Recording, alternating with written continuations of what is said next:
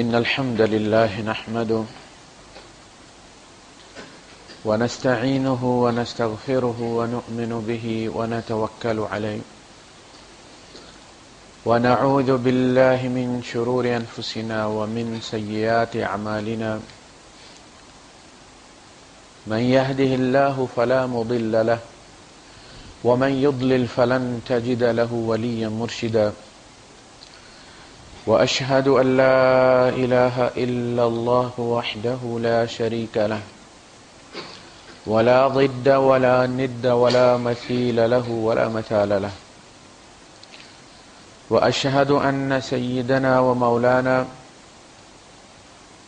ومعلمنا ومرشدنا ومخرجنا من الظلمات إلى النور محمدا عبده ورسوله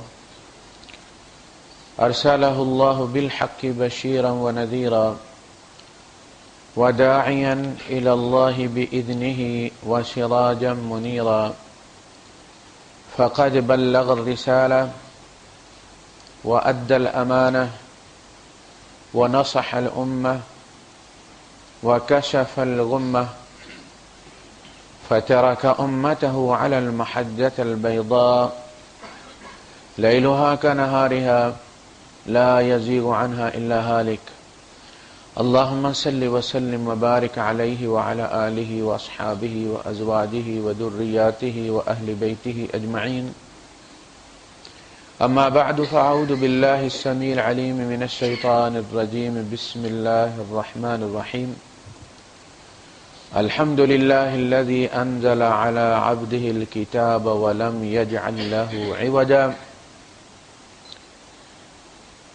إلى قوله تعالى قل إنما أنا بشر مثلكم يوحى إلي أنما إلهكم إله واحد فمن كان يرجو لقاء الله فليعمل عملا صالحا ولا يشرك بعبادة ربه أحدا صدق الله العظيم رب اشرح لي صدري ويسر لي أمري واحلل عقدة من لساني يفقه قولي آمين يا رب العالمين.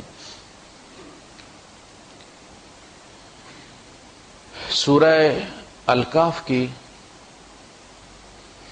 پہلی اور آخری آیت میں نے آپ کے سامنے رکھی ہے. اس سورت کے بارے میں نبی کریم صلی اللہ علیہ وسلم نے فرمایا ہے کہ جو اس کو حرز جان بنا لے، اپنے اندر اتار لے، اس کو اپنی ذات کو یہ سورت پلا دے. جیسے کوئی چیز رات کو بھگو دیتے ہیں نا، کہتے ہیں کہ جو وہ چمڑے کا جو لتر ہوتا ہے تیل میں بھگو دیتے ہیں، وہ اس کی نس نس میں پھر دھس جاتا ہے. پلانے کا مطلب یہ ہے کہ وہ چیز آپ کی ذات کا جزو بن جائے، آپ سے اس کو الگ نہ کیا جائے. جو اس صورت کو حرز جان بنا لے گا وہ دجال کا مقابلہ کر لے گا. اس سے آپ اندازہ کر لیں کہ دجال کے بارے میں ہر نبی نے اپنی امت کو ڈرایا ہے. دجل اصل میں کہتے ہیں فریب کو، جس میں چیز گڈ مڈ رہے، بلیک اینڈ وائٹ میں الگ نہ ہو سکے. دجلہ دریا کا نام آپ نے سنا ہوگا، اس لیے اس کو دجلہ کہتے ہیں کہ اس کا پانی گدلا ہے، پتہ نہیں چلتا کتنا گہرا ہے، کہ وہ نیچے پتھر ہے، گڑھا ہے، تو وہ دجلہ ہے، دھوکہ دیتا ہے، کلیئر نہیں ہے. تو جو کلیئر نہ ہو وہ دجلہ ہے، دجل ہے. عربی میں تانبے پر سونے کا پانی چڑھا کر جو چیز فروخت کی جاتی ہے اس کو دجل کہتے ہیں. دجلہ اس نے تانبے پر سونے کا پانی چڑھا دیا، تانبے کو سونا بنا کر پیش کیا. تو ہم اگر دیکھیں اپنے ارد گرد تو سارا دجل و فریب ہمارے یہاں. آپ نے سنا ہوگا کہ ہمارے یہاں جب گاؤں کا نام بتاتے ہیں تو ساتھ والے گاؤں کا نام اس کے ساتھ بتاتے ہیں. جس طرح کوئی قیمت لکھا کرتے ہو، کہتے ہیں 100 روپیہ، نصف جس کا 50 روپے ہوتے ہیں. ہمارے گاؤں کا جب نام جا کر آدھی مستالہ، ساتھ مستالہ دوسرا گاؤں ہے، اور کھیسا دمالی، یہ دو الگ گاؤں ہیں. لیکن وہ دوسرے گاؤں کا بتانے کے بعد اور بھی دمالی نام کے گاؤں ہو سکتے ہیں. اسی طرح دجل و فریب ملا کر ہمارے یہاں ایک جملہ بنتا ہے، اس کا ایک لفظ عربی سے اردو میں اگر ہم اس کو منتقل کریں اس کا سینس، تو وہ دجل و فریب ہے. اچھا، یہ دجل جو ہے یہ چاروں طرف سے ہمیں گھیرے ہوئے، اندر سے بھی باہر سے. کہیں ہمارا نفس ہمارے ساتھ یہی کرتا ہے کہ تانبے کو سونا بنا کے پیش کر دیتا اور ہم مان لیتے ہیں، وہ غلط کو صحیح بنا کے پیش کر دیتا، صحیح کو غلط بنا کے پیش کر دیتا. اللہ کے رسول صلی اللہ علیہ وسلم کی دعا ہے، اللہم ارنی الحق حقا، اے اللہ مجھے حق حق ہی دکھا، وارزقنی اتباعہ، اور پھر مجھے اس پر چلنے کی توفیق عطا فرما. وارنی الباطل باطلا، اور مجھے باطل باطل ہی دکھا، وارزقنی اجتنابہ، اور پھر مجھے اس سے بچنے کی توفیق عطا فرما. ایسا نہ ہو کہ میں حق کو باطل سمجھ کے ساری زندگی اس سے بچنے کی کوشش کرتا رہوں اور پتہ چلے کہ وہی میرا مقصد ہے، اور باطل کو حق سمجھ کر سینے سے لگائے رکھوں اور پتہ چلے آخر میں کہ اس سے تو مجھے بچنا تھا. تقوی اسی کا نام ہے کہ ہر وقت چھانٹی کرتے رہنا کہ میرا مقصد کیا ہے، مجھے کس چیز کو ساتھ رکھنا ہے، کس چیز کو چھوڑنا ہے، کس کو آگے رکھنا ہے، کس کو پیچھے رکھنا ہے. آپ جب ویزے کے لیے جاتے ہیں تو آپ کاغذات کو ان کی پرائرٹی کے حساب سے اوپر نیچے رکھتے. پاسپورٹ کی کاپی لگتی ہے، پھر وہ اسپانسر کا لیٹر لگتا ہے، پھر اس کے لائسنس کی کاپیاں لگتی ہیں، پھر فلاں. آپ اس ترتیب کے ساتھ اس زندگی میں اپنے مقاصد کو رکھیں گے تو آخرت کے کاؤنٹر میں انشاءاللہ آپ کو ریجیکٹ نہیں کیا جائے گا. یہ صورت اسی ترتیب سے رکھتی ہے. پہلا تعین تو وہ یہ کرتی ہے کہ یہ دنیا ہے کیا، اس کو سمجھ لو، باقی ساری گتھیاں حل ہوتی رہیں گی. سب سے بڑا جو دجل ہمارے ساتھ ہوتا ہے اس دنیا کے بارے میں ہوتا ہے. ہم اسی کو سب کچھ سمجھ لیتے ہیں، اسی کی عزت کو عزت سمجھتے ہیں، اور ناک کی خاطر اللہ کی سارے حد توڑ دیتے ہیں کہ یہاں میری رسپیکٹ ہو گئی، یہاں سلوٹ ہو گئے، یہاں مجھے عزت مل گئی تو بس مجھے فائنل عزت مل گئی. اور غربت کو ہم عیب سمجھتے رہتے ہیں، اس لیے کہ ہم یہ سمجھتے ہیں کہ یہ غربت فائنل غربت. ایسا نہیں، یہ امتحان ہے. فرمایا انا جعلنا ما علی الارض زینۃ لہا. پہلی بات یہ کہ جو کچھ بھی اس زمین پر ہے یہ ایک رونق کی چیز ہے، اس لیے کہ تمہارا دل اس دنیا پر لگا رہے. جب آپ یہ چاہتے ہیں کہ آپ بچے کو اپنے سے دور کرتے ہیں، کہیں کام جا رہے ہیں، بچہ آپ کا پیچھا نہیں چھوڑتا، تو آپ اس کے ارد گرد اس کی پسندیدہ چیزوں کا ایک ڈھیر لگا دیتے. اس کے کھلونے نہ دینے والے کھلونے بھی اس میں نکال کے اس کے سامنے رکھ دیتے، اس کی توجہ بٹ جائے، ٹائم مل جائے. یہ دنیا کوئی زندگی گزارنے کی جگہ نہیں ہے جہاں آپ کے دوست مرتے رہتے ہیں، عزیز و اقارب مرتے رہتے ہیں، اولاد مرتی ہے، شوہر مرتا ہے، بیوی مرتی ہے، بہن بھائی مرتے ہیں. زندگی ان سب سے متعلق جو ہماری یادیں ہوتی ہیں، ہم قسطوں میں مرتے ہیں. جب ماں باپ مرتے ہیں تو ہمارا ایک حصہ مر جاتا ہے، ہمیں محسوس نہیں ہوتا. دیکھنا وہ بھی تو بندہ جس کا بازو کٹا ہوا جی رہا ہے وہ. اسی طرح یادیں جب مرتی ہیں تو انسانی فولڈر، آپ کمپیوٹر کیسے خالی کرتے، فارمیٹ کیسے کرتے، اس کو سارے فولڈر صاف کرتے نا. جب آپ کے یادوں والے فولڈر، والدین، دوست، احباب یہ مرتے رہتے ہیں تو فولڈر صاف ہم فارمیٹ ہو جاتے، صاف ہو جاتے، مر جاتے ہیں ہم یادوں کے لحاظ سے. بدنی طور پہ ہم جب بھی مریں، لیکن ہم قسطوں میں مرتے ہیں. تو فرمایا کہ اس کو ہم نے زینت کی چیز بنایا ہے تاکہ تمہارا دل اس کی طرف لگا رہے. وہ جو صوفیاء جدائی کے شعر پڑھتے ہیں نا، وہ اس لیے پڑھتے ہیں کہ اصلاً اگر ہماری دلچسپیاں اس طرف نہ ہو تو پھر ہماری توجہ اس کی طرف رہے جس نے ہمیں یہاں بھیجا، چھوڑ دیا زینت میں، کھلونوں میں چھوڑ دیا. ہماری اصل یہ نہیں ہے، ہماری منزل یہ کھلونے نہیں ہیں. المال والبنون زینت الحیات الدنیا، یہ تو بس دنیا کے کھلونے ہیں تمہارا دل لگانے کے لیے، تاکہ جب تک تم اس کمرہ امتحان میں ہو تمہارا دل لگا رہے، یہ تمہاری منزل نہیں ہے، ان کو اپنی اصل مت سمجھ لو۔ وَإِنَّا لَجَاعِلُونَ مَا عَلَيْهَا صَعِيدًا جُرُزًا، صعید کہتے ہیں جو ہمارے یہاں مٹی ہوتی ہے، چکنی مٹی، یہ سعیدی مصری آپ نے سنے، یہ اس لیے سعید ان کا ایک علاقہ ہے جہاں کی مٹی بڑی چکنی ہوتی ہے، فصل وہاں بہت ہوتی ہے، یہ زرخیز مٹی ہوتی ہے، پانی محفوظ رکھتی ہے، اور اس کی فصل میٹھی ہوتی ہے، گنا بوئیں گے تو بھی میٹھا ہو، ریتلے علاقے کا گنا میٹھا نہیں ہوتا۔ تو سعید کا مطلب ہے چکنی مٹی، چکنی مٹی کا مطلب یہ ہے کہ یہ بربادی کی آخری صورت ہو جاتی، جب اس کے اندر ہر چیز ختم ہو جاتی ہے تو وہ چکنی بنتی، اور انسان کو چکنی مٹی سے بنایا گیا، سلالۃ من طین، اس کا جو ایکسٹریکٹ تھا، بدبودار مٹی۔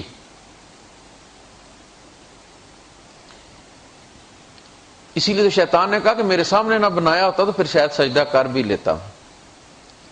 وہ لوگ کہتے ہیں ہوٹل والے جو ہے وہ خود ہوٹل کا کھانا، مٹھائی والے خود اپنے دکان کی مٹھائی نہیں کھاتے، اور آپ بھی اگر دیکھ لیں جس طرح وہ بنتی ہے تو شاید آپ بھی نہ کھائیں۔ تو اس نے کہا کہ جی لم اکن لاسجد لبشر خلقتہ من صلصال من حمأ مسنون، میرے سامنے مٹی ترکا کے تو نے بنایا، میں اس کے پاس سے گزرتا تھا، ناک پکڑ کے گزرتا تھا، اب آپ کہتے سجدہ کرو اس کو۔ صعیداً جرزا، جرز کہتے ہیں ریزہ ریزہ کسی چیز کو کر دینا، ٹکڑے ٹکڑے کر دینا۔ یہ ہم اپنے زمانے میں مٹی لیا کرتے تھے چکنی، اور پھر اس کے بیل اور پتہ نہیں کیا کیا بنایا کرتے تھے۔ آج کل ہمارے بچوں کو جو ہے وہ دکان سے، مارکیٹ سے کلے ملتی ہے مختلف کلروں کی، اس سے وہ چیزیں بناتے ہیں، کبھی ایک چیز بنا لی، کبھی دوسری بنا لی، پیلے رنگ کے سینگ لگا لی اور ٹانگیں اس کی جناب فلاں رنگ کی کلے کی۔ اس کے بعد جب وہ تھک جاتے ہیں تو اس کلے کو پریس کر کے ایسے پکڑ کے بند کرتے ہیں، رکھ دیتے۔ فرمایا یہ وہ کلے ہے جس کی تم مختلف شکلیں بناتے، اسی کلے سے تمہارا بیٹا ہم بنا دیتے، اسی کلے کے تمہارے ماں باپ بنے ہوئے، پھر ہم اس ساری زمین کو توڑ تاڑ کے رکھ دیں گے، چھوڑ دیں گے، بھول جائیں گے اسے، پھر پتہ نہیں کتنے عرصے بعد پھر اس مٹی کو نکالا جائے گا، تو بدل الارض غیر الارض، اب اسی کلے سے ایک نئی زمین بنائی جائے گی، والسماوات، نئے آسمان بھی بنیں گے، یہ والی زمین ہی ہوگی، اس کے جو لاز آف نیچر ہیں قیامت کے دن وہ نہیں ہوں گے، ہم بدن کے ساتھ کھڑے ہوں گے، لیکن ہمارے اوپر بھی لا آف نیچر یہ نہیں کہ ہم آکسیجن کے ساتھ جئیں گے، ہم کھائے پیے بغیر 50,000 سال کا دن گزاریں گے، اس کا مطلب ہے کہ وہ کوئی اور ہی چیز ہوگی۔ پانی حشر میں کوئی نہیں، یا تو نبی کریم صلی اللہ علیہ وسلم کے دستے مبارک سے ملے گا حوض کوثر پر، یا پھر جنت میں جا کے ملے گا، یا پھر کھولتا ہوا پانی۔ آپ نے فرمایا مجھے وہ کوثر دکھائی گئی ہے جس کے کنارے بہت خوبصورت پیالے رکھے ہوئے تھے۔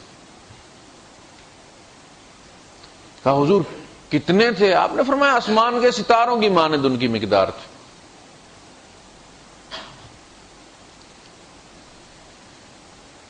تو ہم اس کلے سے گھر بناتے ہیں، بلڈنگیں بناتے ہیں، ٹاورز بناتے ہیں، یہ جو کچھ آپ کو دائیں بائیں نظر آ رہا ہے نا، نیچے پڑے ہوئے کارپیٹ اور اپنے سمیت، یہ سارا اسی کلے سے بنا ہے، اسی سعید سے بنا ہے، چکنی مٹی سے نکلا ہے،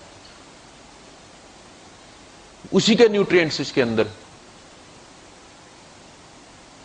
اور پھر یہ ماں باپ کلے سینے سے لگا کر سفید کپڑے میں لپیٹ کے قبر میں رکھ آتے ہیں کہ نہیں رکھ آتے؟ منہا خلقناکم وفیہا نعیدکم ومنہا نخرجکم تارۃ اخرى، مٹی سے پیدا ہوئے، مٹی تمہارا انجام ہے، تمہیں مٹی کے سپرد کیا جائے گا، تمہیں پھر مٹی سے نکالا جائے گا۔ تو اگر انسان اپنی اس اصل کی طرف توجہ رکھے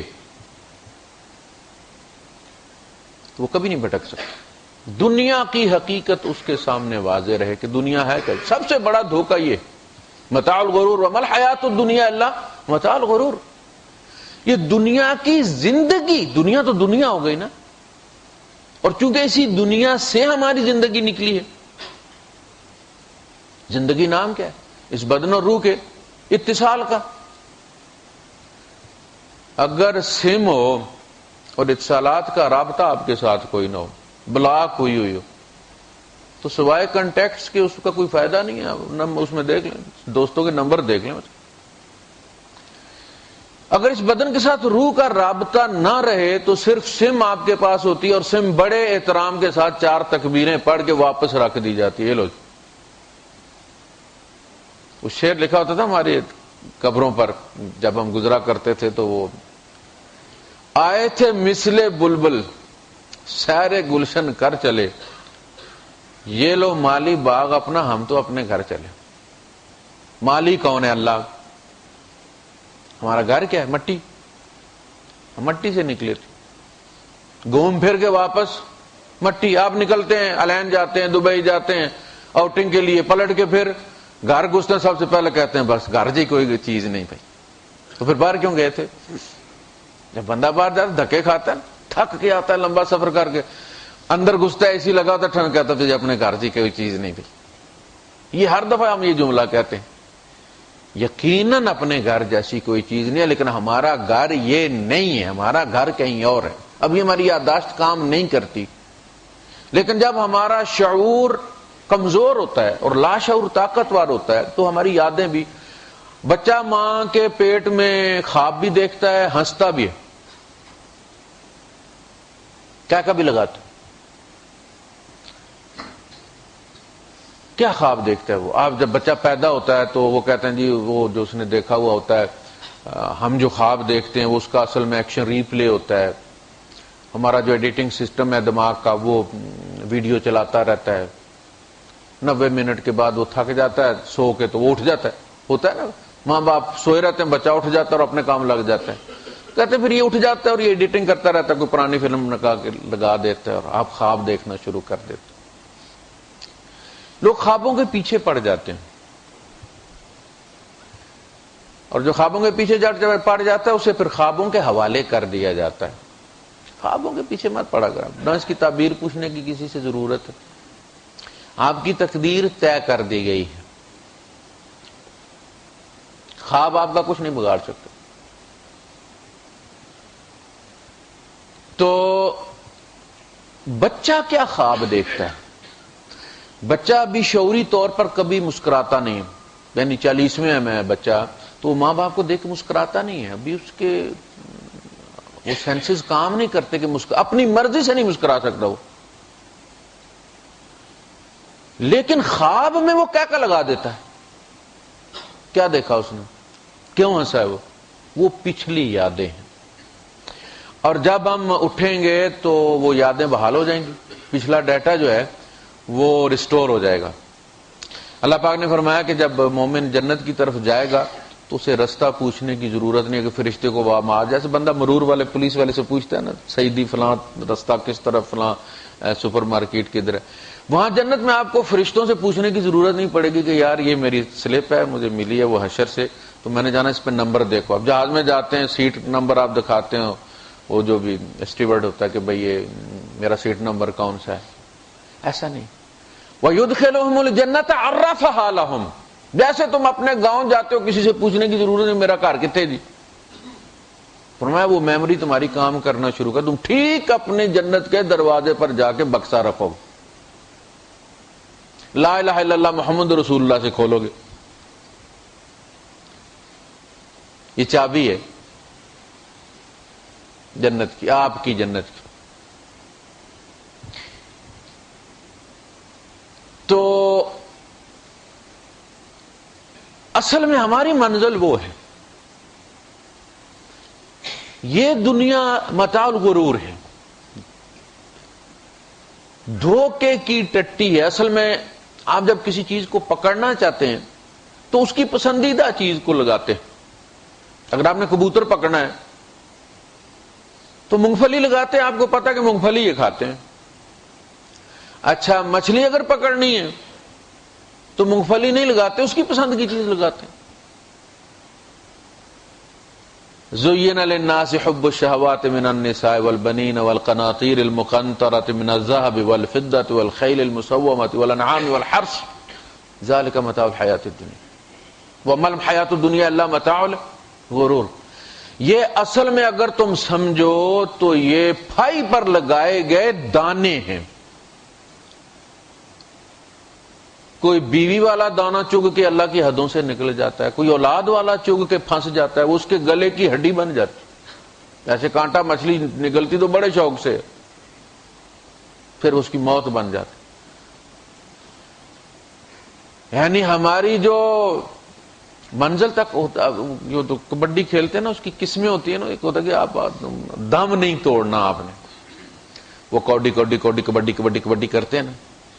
تو اس کا مقصد یہ سانس ٹوٹنے سے پہلے آپ اپنی منزل پہ پہنچ جائیں. اگر کسی نے آپ کا رستہ روکا ہے تو اس کو بھی اٹھا لو ساتھ. یہی ہوتا ہے، یا اسے دھکا دے کے یا اسے اٹھا کے آپ سانس توڑے بغیر جب اپنی لکیر پہ پہنچ جاتے ہیں آپ کو پوائنٹ مل جاتا ہے.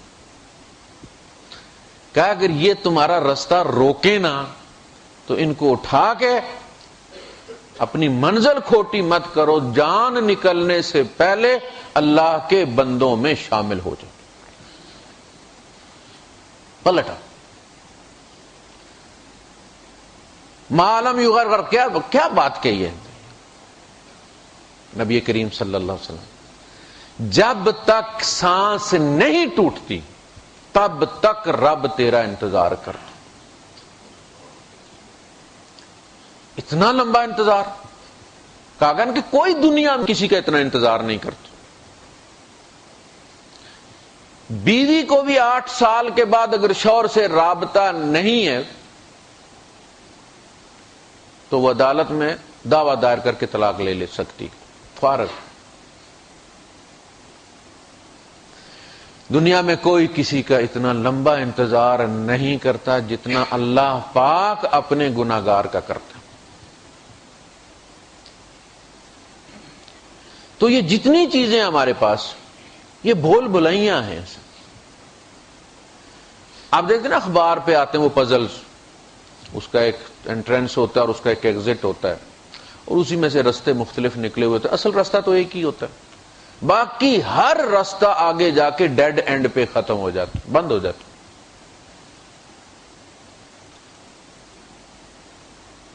اب عقل مند کیا کرتے ہیں، وہ شروع ہی ایگزٹ سے کرتے ہیں، ادھر سے پینسل پھیرنا شروع کرتے ہیں.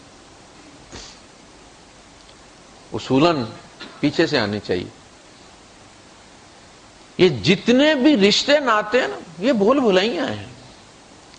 یہ رشتے اس رشتے سے اصل میں بھلانے کے لیے ایک امتحان کے طور پر ڈالے گئے ہیں. آدم علیہ السلام کے خلاف اللہ پاک نے زیادہ ری ایکشن اسی لیے دیا تھا کہ ابھی آپ کے اتنے بول بلائیاں نہیں تھیں، سیدھا سیدھا رستہ تھا. نہ تو آپ کی کوئی ساس تھی، نہ سسر، نہ سالے، نہ اولاد. تو ہمارے تو بہت زیادہ بھول بھلائیاں ہو گئی ہیں نا. کچھ تو اللہ نے ڈالے تھے، کچھ ہم نے خود ڈال لی اس کے ساتھ ایکسٹرا، اور پھنس کے رہ گئے.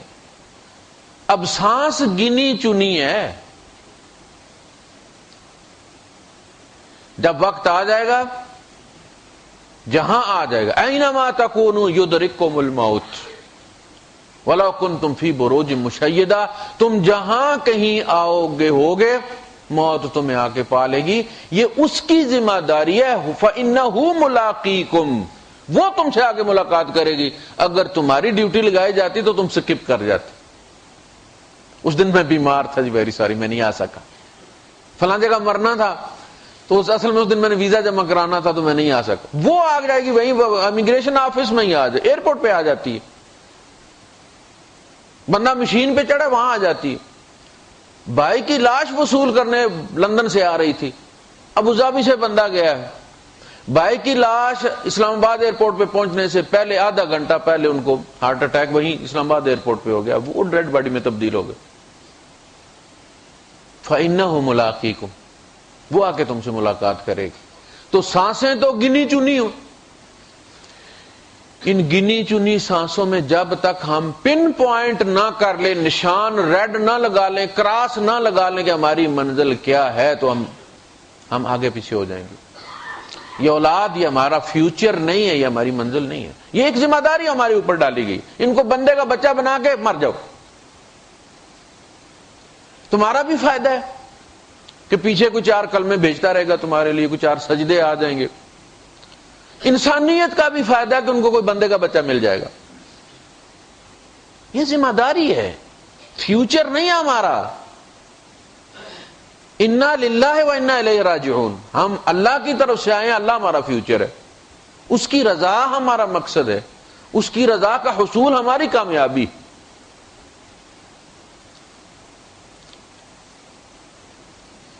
تو یہ صورت بڑا کلیئر، وہ جتنے بھی دھوکے یہ زندگی جتنے روپ بدل کے دے سکتی ہے، جب کسی کے بارے میں جو موسٹ وانٹڈ بندہ ہوتا ہے اشتہار دیتے ہیں نا، تو اس کی پھر مختلف شکلیں دیتے ہیں، داڑھی کے بغیر دیتے ہیں، پھر داڑھی والا دیتے ہیں کہ اگر اس نے داڑھی رکھی ہوگی تو ایسا ہوگا، بغیر ہوگا، بڑے بال بھی دیتے ہیں کہ بڑے بال اگر ہوں گے تو ایسا ہوگا، ٹنڈ کرائی ہوگی تو ایسا ہوگا۔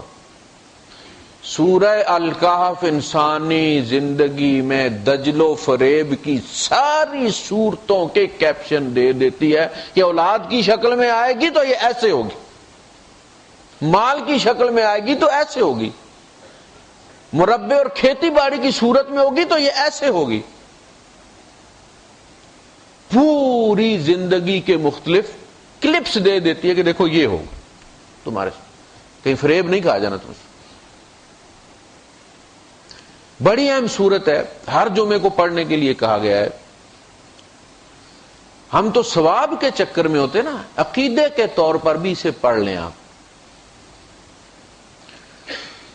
یہ انرجائزر ہے انسانی عقیدے کے لیے۔ تو بھائی صاحب ہم سب مٹی کے ساتھ کھیل رہے ہیں، مٹی کے کھلونے بنا رہے ہیں، خود مٹی کے بنے ہوئے ہیں، اسی مٹی میں چلے جائیں گے۔ انسان کو کمار کیوں کہا گیا؟ یہ مٹی کے کھلونے بناتے ہیں۔ کمار کیا کرتے ہیں؟ پیالے بناتے ہیں، پلیٹیں بناتے ہیں، گڑھے بناتے ہیں، گلنیاں بناتے ہیں۔ انسان اصلاً کمار ہے، جو سونی مہیوال والی آپ نے سنی ہے نا کہانی، تو شہزادہ تھا اور کماروں کے چکر میں مارا گیا، بھول گیا اپنا آپ، ان کی خدمت میں لگ گئے، ان کے گدھے چرانے پہ لگ گئے۔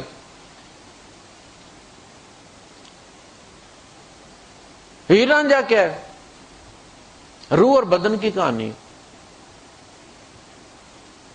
اس میں باقاعدہ جب وہ کہانی ختم ہوتی ہے تو اس نے دکھایا ہو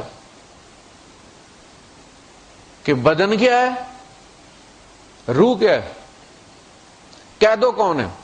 کھیڑا اسرائیل ہے، لکھا ہوا کھیڑا برابر ہے اسرائیل، شیطان قیدو، بدن اور روح، ہیر اور رانجھا۔ وہ ایک کہانی کی صورت میں آپ کو سمجھایا گیا ہے کہ اپنا مقام مت بھولو، تم شہزادے ہو، تمہارا تعلق کس کے ساتھ ہے؟ انا للہ، تم مٹی کے قابل نہیں ہو، تم رائل فیملی سے تعلق رکھتے ہو۔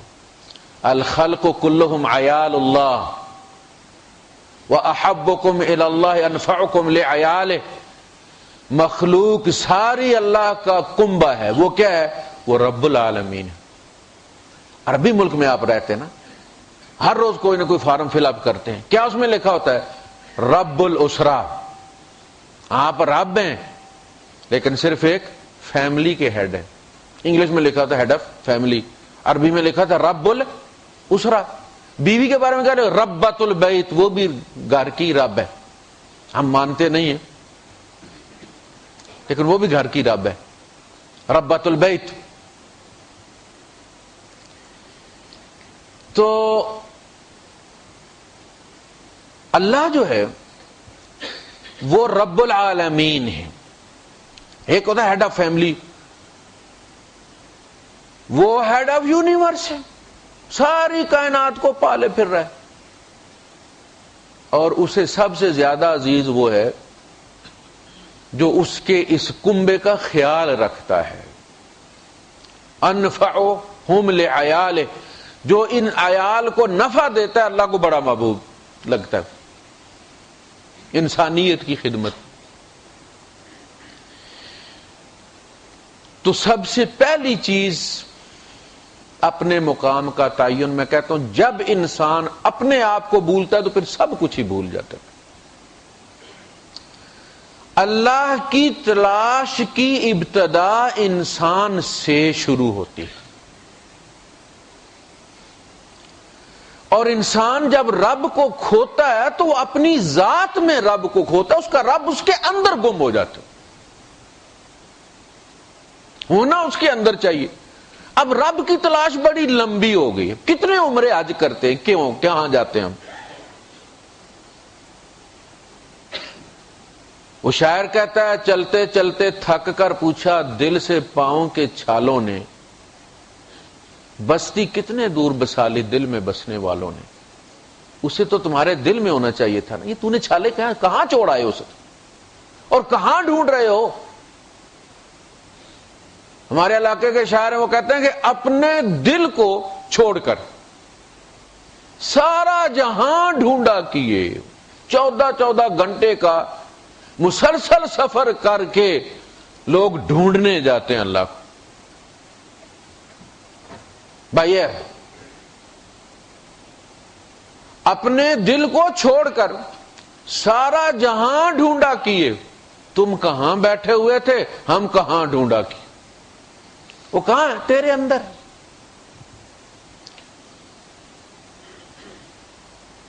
ہر بندے کا رب کے ساتھ رابطہ اس کے اپنے قلب سے ہوتا ہے، جس طرح آپ کا رابطہ اتصالات اور ٹیلی نار سے آپ کے اپنے موبائل میں پڑی ہوئی سم سے شروع ہوتا ہے اور وہیں سے ڈسکنیکٹ ہوتا ہے اور وہیں سے نیٹ ورک کوریج ختم ہوتی ہے. رب باہر نہیں گم ہوتا، تیرے اندر سے تیرے اپنے ہاتھوں گم ہوتا. جب تو پورا نہیں نہ تولتا، ڈنڈی مارتا ہے، تو رب کے ساتھ تیرا نیٹ ورک ختم ہو جاتا. سم پڑی رہتی، ختنہ ہوا ہے، بندہ مسلمان ہے، پاسپورٹ میں لکھا رہتا ہے، نیٹ ورک ختم ہو جاتا. اس حالت میں اگر موت آ گئی تو تم اللہ کے یہاں مسلمان رجسٹرڈ نہیں کیے جاؤ. ویل للمطففین، بربادی ہے کمی پیشی کرنے والوں کے، ناپ تول میں کمی بیشی کرنے والوں.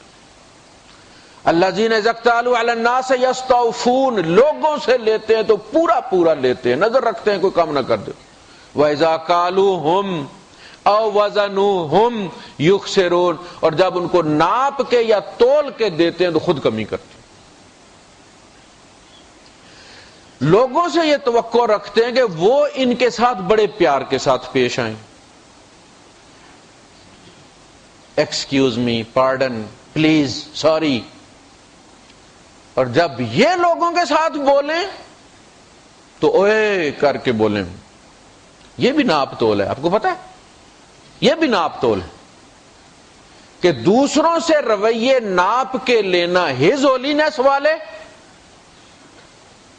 اور جب خود ان کو دینے کی باری آئے تو بد تہذیبی کے ساتھ ان کو مخاطب کرنا. یہ بھی ناپ تول. جیسی عزت چاہتے ہو ویسی عزت کرو. نبی کریم صلی اللہ علیہ وسلم کا کمال یہ ہے، ہمیشہ آپ کو کہتا ہوں کہ نبی کریم صلی اللہ علیہ وسلم سے ہمارا خونی رشتہ نہیں ہے. ہم لوگ اصلاً جو انڈیا پاکستان والے ہیں، سکھوں ہندوؤں کی اولاد، 2-4 نسلیں پیچھے جا کے وہی شروع ہو جاتے ہیں. وہی چودھری چرن سنگھ، چودھری شجاعت، ایک ہی چودھری.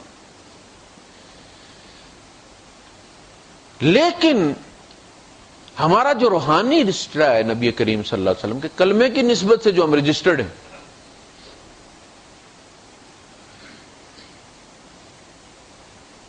وہ زیادہ قوی ہے بدنی رشتے سے. غزوہ بدر میں دیکھا نا، بھائی نے بھائی کو مارا ہے اس رشتے کی بنیاد پر کہ یہ میرے نبی کو شہید کرنے آئے ہیں. بیٹے نے باپ کا سر اڑا دیا، ابو عبیدہ بن الجراح رضی اللہ تعالیٰ عنہ. آپ نے فرمایا، حضور فرماتے ہیں ہر امت کا ایک امین ہوتا ہے، ہر امت کا ایک امین ہوتا ہے، اور میری امت کا امین ابو عبیدہ ہے. اس لیے ان کو خلافت بار بار پیش کی گئی کہ آپ اس امت کے امین ہیں، آپ خلیفہ بنے، اس لیے کہ اصل میں خلافت امانت ہے.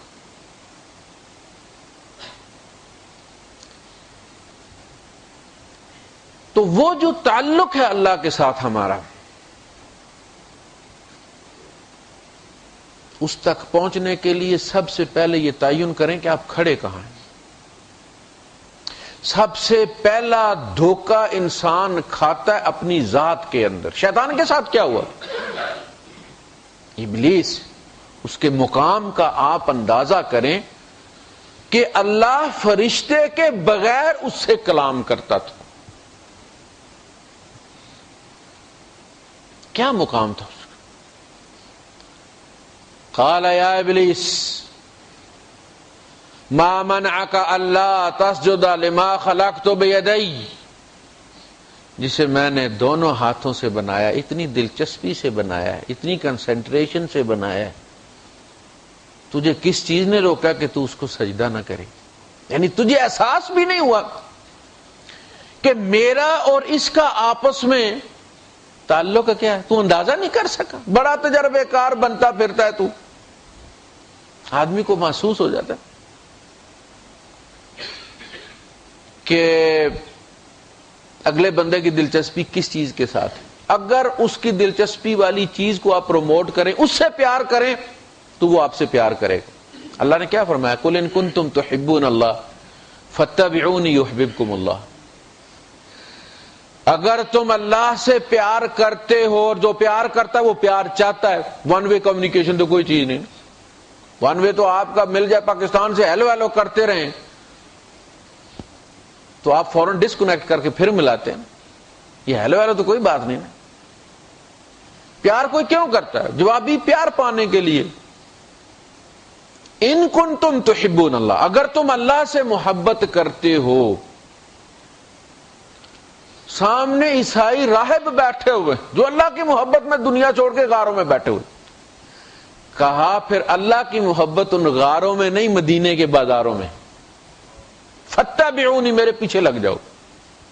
فالو می یحببکم اللہ، اللہ تمہیں پیار کرنے لگ جائے گا، اس لیے کہ اللہ مجھے پیار کرتا ہے.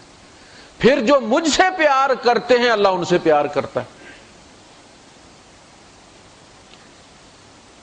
تو فتبعونی، مجھے فالو کرو.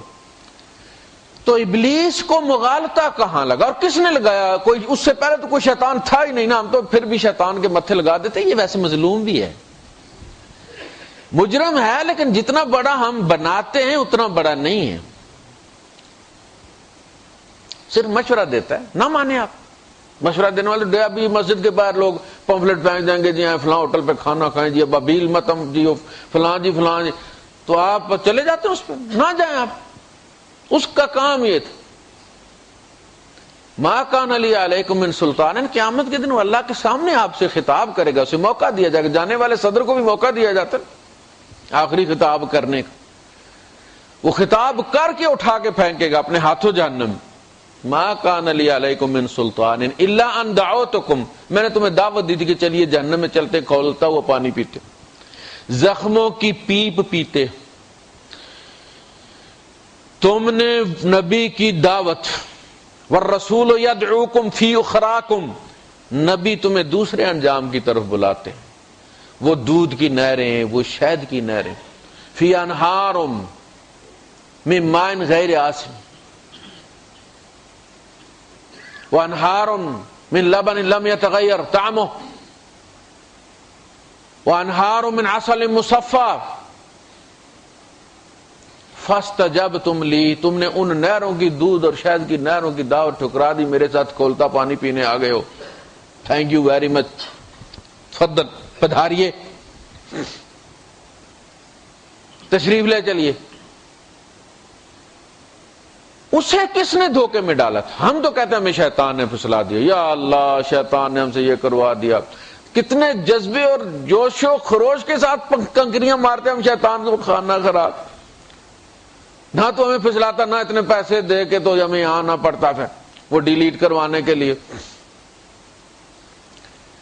اور رات کو میں فیس بک پہ دیکھ رہا تھا 1953 کا وہ کلپ انہوں نے لگائے ہوئے تھے، تو چھوٹا سا شیطان ہے اتنا سارا، میں نے لکھا یہ ٹین ایجر ہے، ابھی والا 3-4 منزلہ اتنا لمبا ہو گیا ہے، یہ خلیفہ ٹاور جتنا بنا دیا انہوں نے، اوپر کے پل سے مارو سے وہ لمبا کرتے، اب وہ ماشاءاللہ عالم چلنے کی طرح ہوتے، اتنا بڑا ہو گیا۔ کیوں؟ فیس بک آ گیا، ٹویٹر آ گیا، انٹرنیٹ آ گیا، تو اس کا کام بڑھ گیا تو ذرا لمبا ہو گیا۔ ان رستوں سے آتا ہے نا۔ یہ انسانیت کے ہاتھ میں پستول ہے، خیر کا کام بھی اس سے کیا جا سکتا اور بہت کیا جا سکتا، اور شر کا کام بھی کیا جا سکتا اور بے انتہا کیا جا سکتا۔ خیر کا کام کرنے والے غافل پڑے ہوئے، شر والوں کے ہاتھ میں وہ کھلونا بنا ہوا۔ یعنی اندازہ یہ کرنا چاہیے، اب دیکھیں نا جب وہ کرکٹ کھیلتے ہیں تو بالر سائیڈ تبدیل ہوتی ہے تو بیٹسمین سامنے چلا جاتا ہے، اسے پتا ہے کہ اب جب بالر ادھر گیا تو میں نے اس کے سامنے جانا ہے۔ کبھی ہم نے دیکھا کہ بالر ادھر چلا کر بیٹسمین بھی اسی وکٹ پہ کھڑا ہے ابھی۔ اب مولوی صاحب اور شیطان تو ادھر چلا گیا ہے، آپ کدھر منہ کر کے کھڑے ہو؟ ہمارے مولوی حضرات کی توجہ بالکل بھی تو وہ فتووں میں ہی چل رہے ہیں کہ یہ جائز ہے کہ ناجائز۔ کوئی چیز دنیا میں ناجائز نہیں ہے، اس کا استعمال ناجائز۔ اگر کوئی چیز ناجائز ہے نا تو پھر آپ کا عضو تناسل ناجائز ہے، کاٹ دو، سارے رولے ہی مکاؤ۔ اگر وہ ناجائز نہیں ہے نا، اس کا استعمال جائز بھی ہے اور ناجائز بھی ہے اور انسانی ضرورت بھی ہے، تو پھر کوئی چیز ناجائز نہیں۔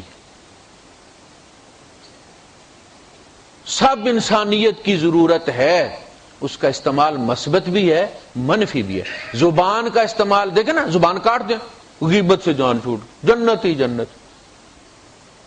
کانوں میں تیزاب ڈال دیں، نہ چگلی سنے، نہ غیبت سنے، نہ جھوٹ سنے، نہ گانا سنے، نہ عطا اللہ، نہ جناب علی فلاں، نہ فلاں، اللہ خیر، جنت ہی جنت آپ کی ماشاءاللہ۔ یہ حال ہے مسئلے کا، مثبت بھی ہے منفی بھی ہے۔ ہر ایجاد انسانیت کی خدمت کے لیے ہے، اس کے سائیڈ ایفیکٹس بھی ہیں۔ تو یہ زیادہ تر استعمال جو کر رہے ہیں، اچھا ملحدوں کے پیجز بنے ہوئے، ان کے اکاؤنٹس ہیں، اتنا خلفشار ہے کیونکہ پڑھا لکھا طبقہ بیٹھ گیا نا دنیاوی طور پہ۔ ملحد جو سوالات اٹھاتے ہیں ان کے لیے عالم ضروری ہے، اور عالم وہ تو آن لائن، وہ تو پتہ نہیں جائل آن لائن۔ عالم کہاں ہے؟ میرے بہت سارے دوست مفتی حضرات ہیں، میں ان سے اگر کوئی سوال پوچھتا ہوں تو ہفتوں مجھے جواب نہیں ملتا۔ عام آدمی کو کیا ملے؟ انہیں پتہ نہیں، فرصت نہیں کیا ہوتے، اور لوگ مر رہے ہیں، لوگ ملحد ہو رہے ہیں۔ انسانی ذہن جب کسی سوال کا جواب نہیں دے سکتا تو وہ مطمئن نہیں ہوتا۔ وہ منہ سے نہ بولے لیکن اس کے اندر تھوڑی تھوڑی دیر کے بعد وہ ایکسپلینیشن باکس بنتا رہتا ہے، اندر چکی چلتی رہتی ہے۔ اور وہ اس لیے کہ یہ جو ایمان کا معاملہ ہوتا ہے نا، یہ ایسا نہیں ہے کہ جی لازم جیسے بیڈ باہر نکالتے ہیں اب ایسے ایمان باہر نکال کے رکھنا پڑتا ہے، اور جب تک نہ رکھا جائے، یہ ایک نیت کا معاملہ ہوتا ہے۔ شک آیا تو ایمان گیا، شک پیدا ہو گیا، اسی لیے کہا جاتا ہے کہ کوئی یہ نہ کہے کہ جی ہم انشاءاللہ مسلمان ہیں. نہیں، ہم الحمدللہ مسلمان ہیں. انشاءاللہ کلمہ شک ہے. اور جس نے اپنے ایمان کے بارے میں کلمہ شک کہہ دیا کہ نہیں ہم انشاءاللہ مسلمان ہیں، نہیں، ہم الحمدللہ مسلمان ہیں. اعمال میں کمی بیشی ہے لیکن ایمانیات میں نہیں ہے.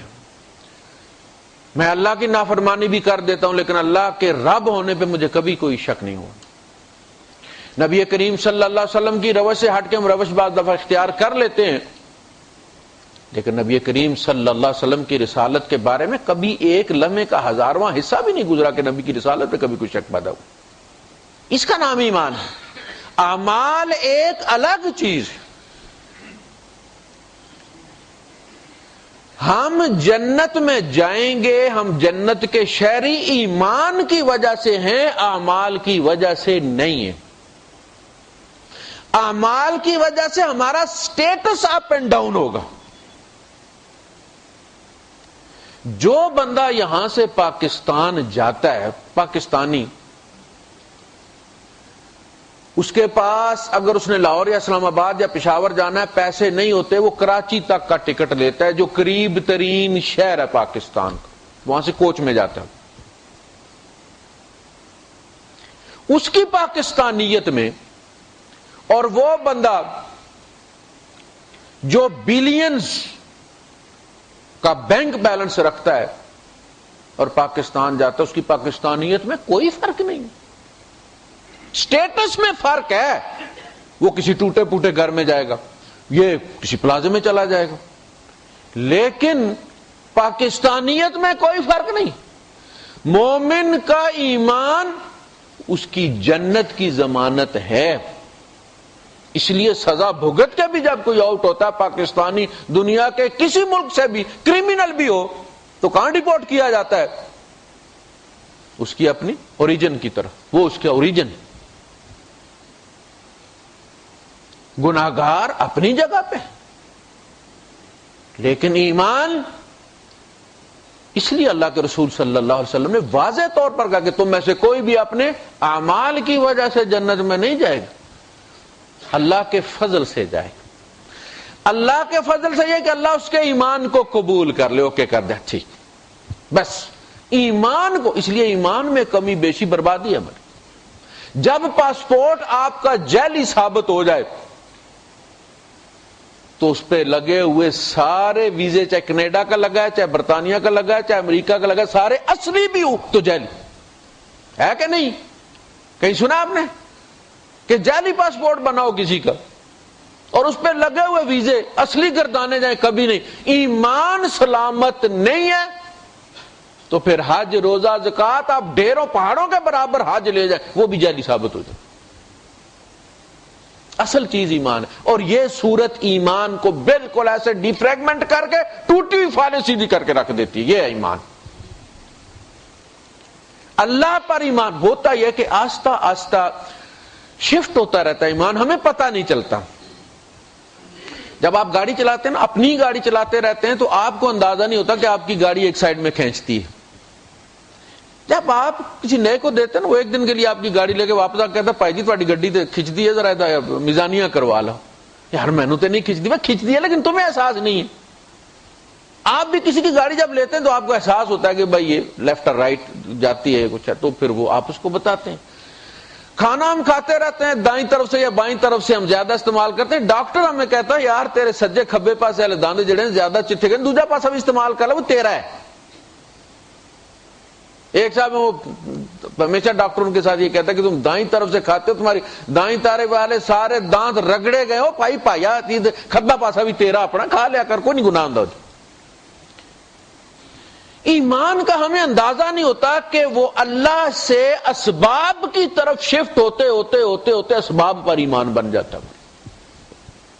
کیونکہ ہم استعمال کرتے ہیں نا ان کو دن رات. ایک بچہ ہے وہ ایک بٹن دباتا ہے لائٹ آتی ہے، اس کی دنیا وہی بٹن، اسے نہیں پتا یہ پیچھے کوئی بجلی گھر ہے اور وہاں سے پھر وہ آتا ہے اور پھر آگے سب اسٹیشن میں آتا ہے اور وہاں سے ٹرانسفارمر میں آتی ہے اور پھر کیبل آتی ہے، پیچھے کوئی میٹر ہے، میرا پیو مہینے کے پیسے بھرتا ہے، اس کی ساری دنیا وہی ہے، لائٹ جلاؤ وہ جا کے بٹن دبا دے۔ آہستہ آہستہ ہمارا ایمان وہی سبب بن جاتا ہے، کوئی مسئلہ ہے دوڑو جی کڈو پیسے کم کراؤ، اتنی ساری بات۔ اس صورت میں ایمان سیدھا کیا، وہ جنت والے جو دو باغ والے جو دو بھائی ہیں دوست ہیں، ان کا جو واقعہ بیان کیا وہ کیا ہے، اس نے سارے اسباب کو جمع تفریق کیا، باغات اس نے اندر کھجوریں لگائیں اور سائیڈ پر کھجوروں کی باڑ لگا دی، انگور چڑھا دیے اوپر، اس نے پانی اس کا اپنا تھا چشمے کا، چشمہ نکال دیا اس نے۔ اب اس نے حساب لگایا کہ اگر طوفان بھی آئے تو ریت روک لے گی یہ باڑ جو ہے، پانی میرا اپنا ہے۔ تو اس نے کہا کہ معاذن ان تبید ھذہ ابدا، اب میں یہ سمجھتا ہوں کہ میرا باغ کبھی بھی برباد نہیں ہو سکتا، میرا باغ کبھی بھی برباد نہیں ہو سکتا، کیونکہ اسباب سارے پورے ہیں نا۔ وما اظن الساعۃ قائمۃ، جب ادھر گیا نا وہ دماغ خراب ہو گیا تو قیامت کی طرف بھی چل پڑا، پھر تو میرا خیال نہیں کہ قیامت بھی آئے گی۔ وَلَئِن رُدِدتُّ إِلَىٰ رَبِّي لَأَجِدَنَّ خَيْرًا مِنْهَا مُنْقَلَبًا، اور اگر میں بائی دا وے رب کی طرف پلٹ بھی گیا تو وہاں بھی مجھے بہتر ہی ملے گا، رب ماس کھانے والے کو ماس ہی دیتا ہے، آخر میرے اندر کوئی گٹس دیکھے ہیں تو مجھے اتنا بہترین باغ دیا ہے نا اس نے، یہ کوئی ضروری نہیں۔ امتحان ہے، جس کو دیا ہے وہ بھی امتحان ہے، جس کو نہیں دیا وہ بھی امتحان ہے۔ غریب کوئی بھی اپنی مرضی سے غریب نہیں بنا کہ اس نے اپلیکیشن دیا کہ عرض فدوی میں غریب پیدا ہونا چاہتا ہوں۔ انہ ہوا اغنا و اقنا، وہ امیر بناتا ہے وہ غریب بناتا ہے، جس طرح وہ رات لاتا ہے وہ دن لاتا ہے، تاکہ تمہارا امتحان ہو اور دنیا کا نظام چلے۔ تو اس نے کہا کہ وما اظن الساعۃ قائمۃ ولئن رددت الى ربی لاجدن خیرا منها منقلبا قال له صاحبه وهو يحاوره اکفرت بالذی خلقک من تراب، اور تو کس کا کفر کر رہا ہے جس نے تمہیں مٹی سے بنایا، ثم من نطفۃ ثم سواک رجلا، پھر نطفے سے بنایا اور جوان مرد بنا کے تجھے کھڑا کر دیا، تو اس باغ اور کھجوروں کو دیکھ کے تو پودر گیا، تو دماغ خراب ہو گیا تیرا، تو اسے بھول بیٹھا ہے۔ لیکن ربی، لیکن اللہ ربی، میرا رب اللہ ولا نشرک بربی احد، میں اپنے رب کے ساتھ کسی کو شریک نہیں ٹھہراتا۔ پھر کیا ہوا؟ باغ برباد ہو گیا۔ اللہ نے کہا اچھا، اس نے جتنے اس نیک بندے نے کہا دیکھ ایسا بھی ہو سکتا ہے، ولولا اذ دخلت جنتک قلت ما شاء اللہ لا قوة الا باللہ ان ترانی انا اقل منک مالا وولدا فعسى ربي ان يؤتيني خيرا من جنتك ويرسل علي حسبانا من السماء فتصبح صعيدا زلقا او يصبح ماؤها غورا فلن تستطيع له طلبا۔ کہ دیکھو کوئی طوفان بھی آ سکتا ہے جو تیرے باغ کو ملیا میٹ کر سکتا ہے، تیرا پانی بھی کھارا ہو سکتا ہے، تیرا پانی زمین میں غائب بھی ہو سکتا ہے، 100 طریقے ہیں بربادی کے، تو کیوں خدا بن رہا ہے؟ اللہ پاک نے ان طریقوں میں سے کوئی طریقہ بھی استعمال نہیں کیا، نہ تو طوفان بھیجا، نہ اس کا پانی غائب کیا، وہ پانی بھی دیتا رہا، کھاد بھی دیتا رہا، محنت کرتا رہا۔ جب سارا تیار ہو گیا وَأُحِيطَ بِثَمَرِهِ، اللہ نے پھل پر ہاتھ ڈالا، کوئی بیماری لگی سارا پھل لٹک گیا۔ دو يقلب كفيه فاصبح يقلب كفيه على ما انفق فيها، اب وہ جو خرچہ اس کا ہوا تھا، ٹائم بھی لگا تھا، اور وہ جو خرچہ اس کا ہوا تھا وہ اس پر افسوس کر رہا تھا۔ وهي خاوية على عروشها، وہ اجڑی پڑی تھی، لٹکی ہوئی تھی بیلیں، کوئی ایسا اس کو وائرس لگا ختم کر دیتا رہا۔ اس وقت اس نے کہا وَيَقُولُ يَا لَيْتَنِي لَمْ أُشْرِكْ بِرَبِّي أَحَدًا، اے کاش میں نے اپنے رب کے ساتھ شرک نہ کیا. اس نے شرک کیا کیا تھا؟ شرک یہ کیا تھا کہ اسباب پر توکل کر لیا تھا. اسباب کو استعمال، ہم عالم اسباب میں پیدا کیے گئے ہیں، ہماری پیدائش سبب سے ہوئی ہے. ماں باپ سبب ہیں، وہ ہمارے خالق نہیں ہیں. ہماری پیدائش سبب سے ہوئی ہے، رشتے ناتے اسباب سے بنے ہیں. ہم جیتے آکسیجن اور کھانے پینے اسباب کے ذریعے. اسباب کو ہم استعمال کرتے ہیں، اسباب کو استعمال کرنے کا حکم دیا گیا. توکل اسباب پر نہیں کرنا، یہ شرک ہو جائے گا. اسباب ہوتے ہوئے بھی 100% شور نہیں ہونا کہ میرا کام ہو جائے گا. نئے ماڈل کی گاڑی ہے، چند دن پہلے شو روم سے نکالی، دبئی جانا ہے، چپے پر دبئی ہے، پونے گھنٹے میں پہنچ جاتا ہے بندہ. اب بندہ کہتا ہے جی کوئی مسئلہ نہیں ہے، نئے ماڈل کی گاڑی خراب ہونے کے چانسز کوئی نہیں، یہ دبئی ہے، بس میں پہنچیا بھائی، تھوڑا کھانا شروع ہو تو پہلے میں پہنچ جاؤں گا. رستے میں ایکسیڈنٹ ہو گیا، گاڑی بھی چورا چورا ہوگی، بندہ بھی چورا چورا ہو گیا. کھانے والے کھانا کھا بیٹھے، یہ نہیں پہنچ، ڈیڈ باڈی گئی ہے پاکستان. اسباب پر توکل، اس کا نام ہے شرک. اولاد پر توکل، میری اولاد جوان ہوگی، ڈاکٹر انجینئر بن گئی، کما کے کھلائے گی، اس کا نام ہے شرک. کھلائے گا وہی جو مجھے بچپن سے جس نے ماں کے پیٹ میں کھلایا ہے. وآخر دعوانا الحمدللہ رب العالمین.